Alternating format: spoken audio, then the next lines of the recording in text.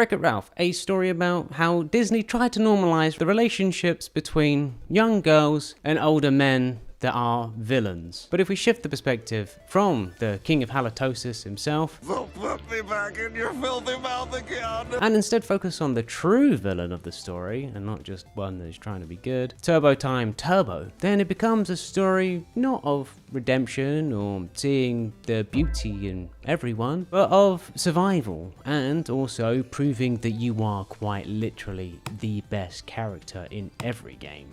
He just glazed me. And also, as a digital entity, learned enough C to be able to program an arcade machine. Actually, do arcade machines use C?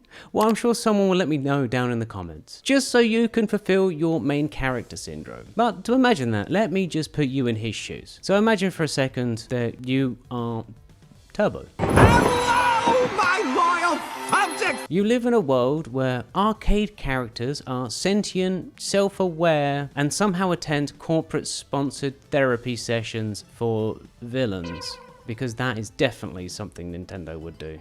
Actually, it's like AA, but for villains, but with affirmation rituals,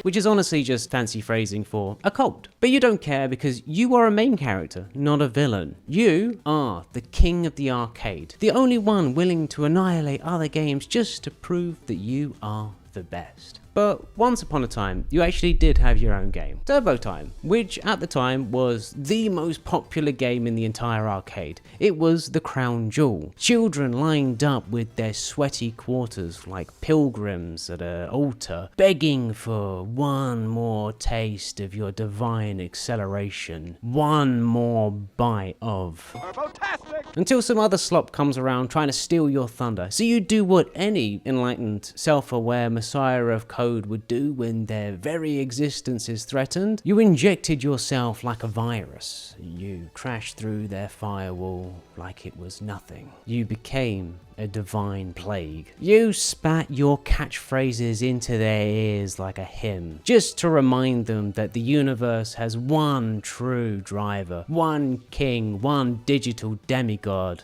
No, one digital god behind the wheel. Turbotastic! But unfortunately for you, the arcade owner just couldn't handle what you were doing. Yes, you corrupted the other game's code, but did that mean he had to take away your game as well? No, that was just rude, honestly. It was childish even. It was the petulant tantrum of a man who could not comprehend greatness. Luckily though, you did manage to escape. Unluckily though, it meant that you were suddenly homeless, and the divine speed demigod reduced to squatting in the gutters, and you had to hide. But I never thought he'd go turbo. Go turbo. Because every game in the arcade whispered your name like a curse, terrified that you might appear in their code one night and turn them into variables.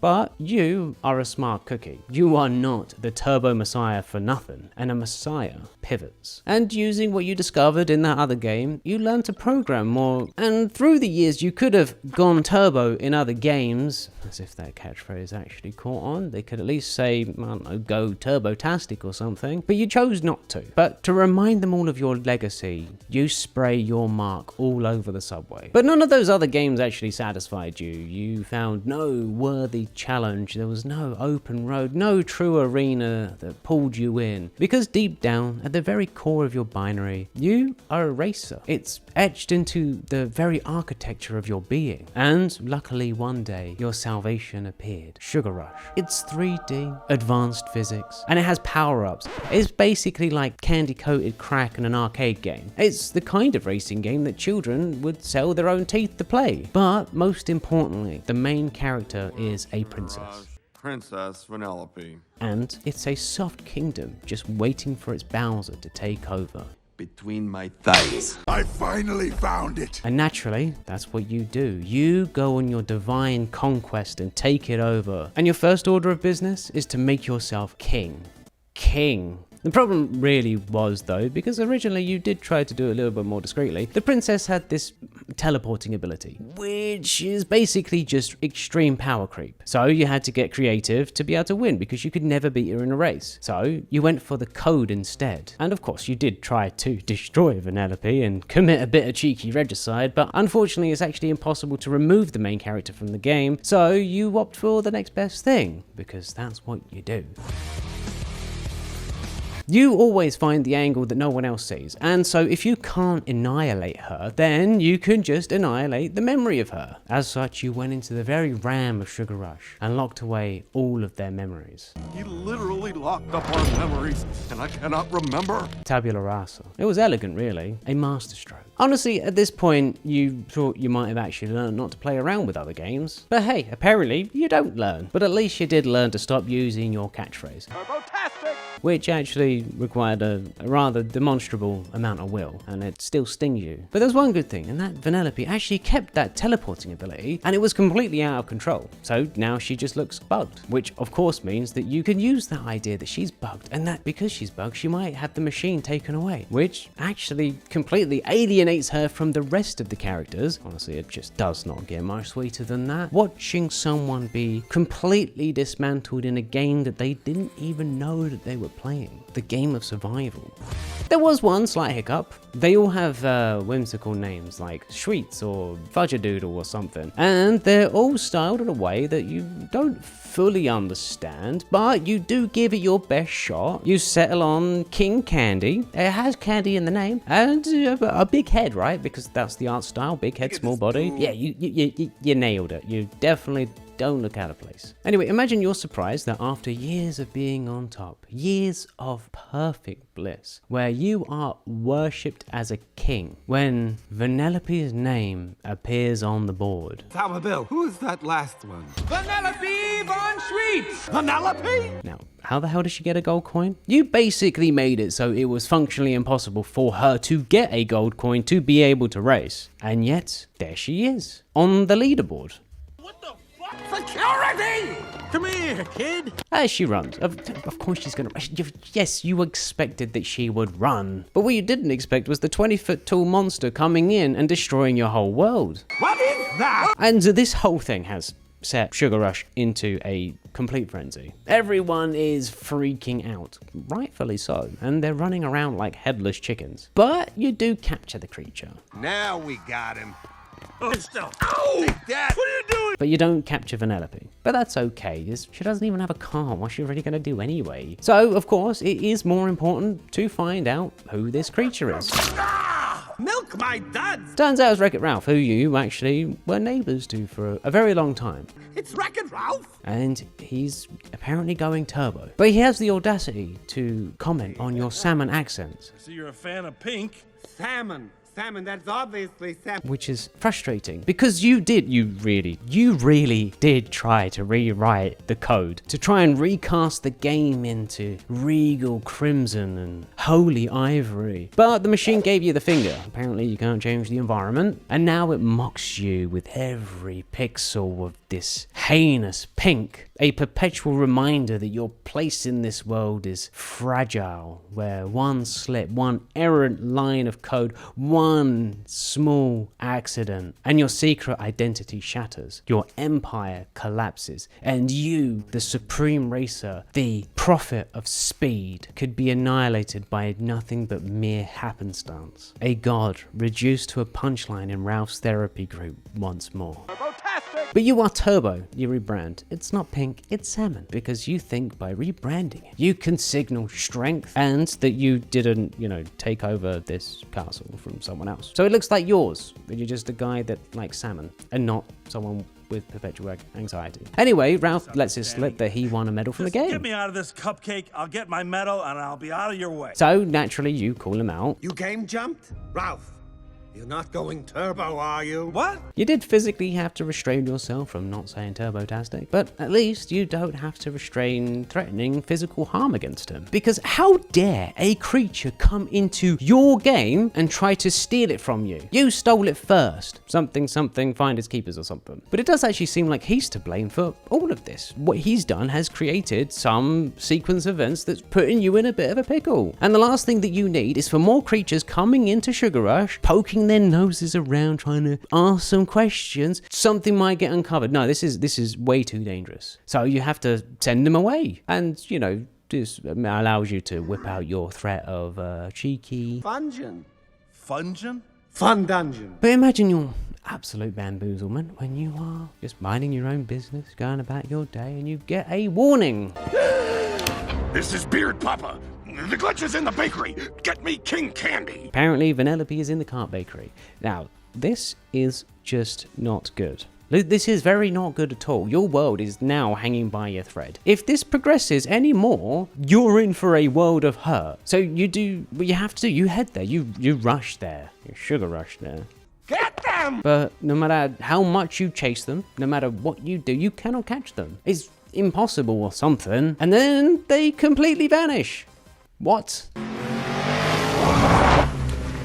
What the hell? Did she just use her teleporting ability again? That's probably like the only thing that makes sense of what happened actually, right? Okay, so this is bad, and it's getting worse, because if she does learn to drive and wins, everything, and literally everything that you have built to this point will be destroyed. If Vanellope wins that race, then gamers can choose her as their avatar. But then you have a moment of clarity, a thought so divine that only the god of speed could have thought it up so quickly. Ralph is a villain. All villains are inherently evil. They are self-obsessed monsters. That's why they have their affirmation rituals. They're not protagonists like you are. All you have to do is create a divide between them, because it seems like they're getting pretty chummy now, and everything would just go back to square one. It's actually just too easy. So you pull out the coin. Are you interested in this? All you have to do is just dangle the carrot and the stick will follow. And you find them instantly once you have the coin. It's really super convenient for you that you somehow managed to track them down. Yeah, it's a stroke of good fortune and not at all because the plot needs to move forward instantly. But Ralph is not happy to see you, like at all. Hello! You! I've had enough of you, pillow man. And I mean, like, this guy is just Donkey Kong without hair. Maybe he's like his long lost brother or cousin. So you do have to try and get him to not strangle the life out of you. So you whip out your trump card. Aha! You wouldn't hit a guy with glasses, would you? Aha! You hit a guy with glasses. That's well played. And then you have to convince him, because apparently he is compassionate and he takes the bait. Go ahead, take it. And you are able to get through your absolutely divine social engineering speech about how Vanellope winning the race could lead to the destruction of the game and her. When they see her glitching and then you twitching and just being herself, they'll think our game is broken. Like, yes, you did just think that Ralph is a bad guy, but he seems genuinely concerned over this little girl's well-being, which is kind of disconcerting because, like, the age gap between the two of them is a lot. But you just need to appeal to his good side, right?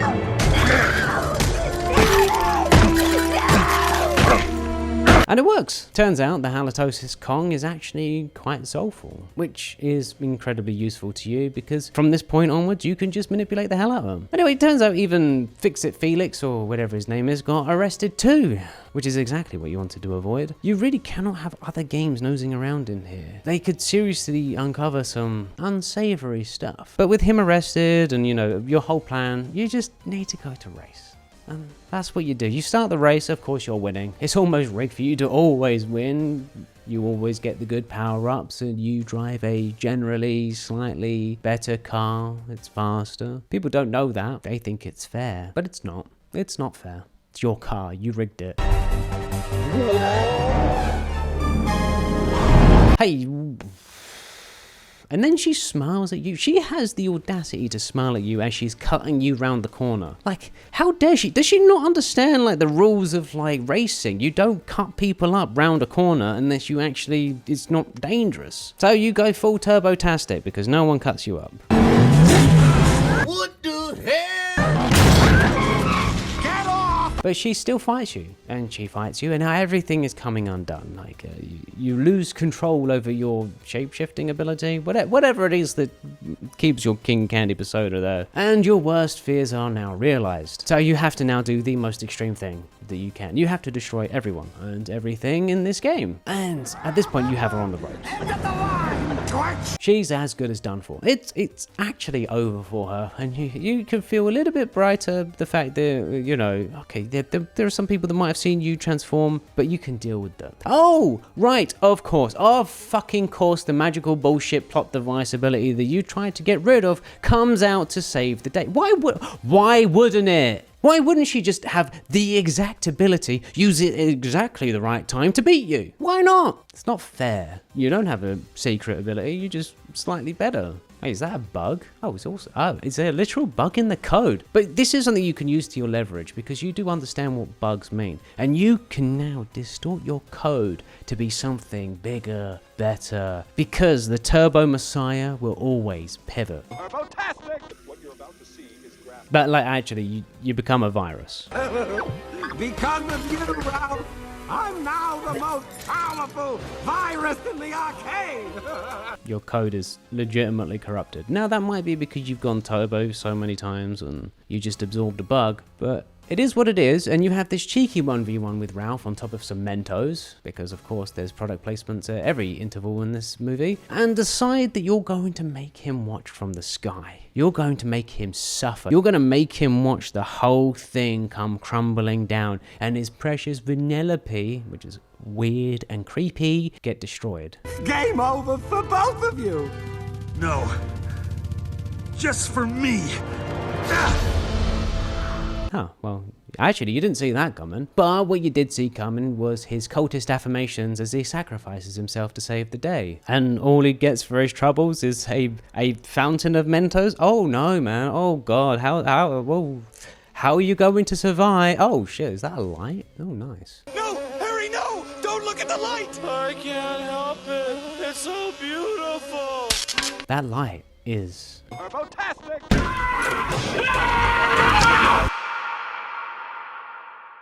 Alright, thank you so much for watching, and if you like the video, please give it a like and consider subscribing. Also, don't forget to vote in the weekly polls, so that way you get to decide which one is next. I do get some questions, I think I should answer them right now, about certain things. Hans Gruber and Palpatine are going to be in Christmas, so think December is going to be those two specific videos, and Home Alone 2. I'm thinking that Twilight will be Halloween with Final Destination for Death, and I have an idea for all of that. But anyway, I just want to shout out my members real quick, especially good old Granite and Alexander Colburn. Thank you so much for your support, guys. It really means the world to me. And of course, Lavender, Zyla, Toasted Bread, Takaru, and Alan.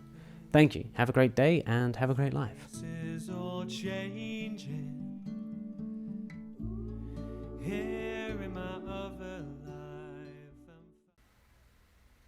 Every time I record, they go to the bathroom. Without fail. Without fail. It's amazing at this point.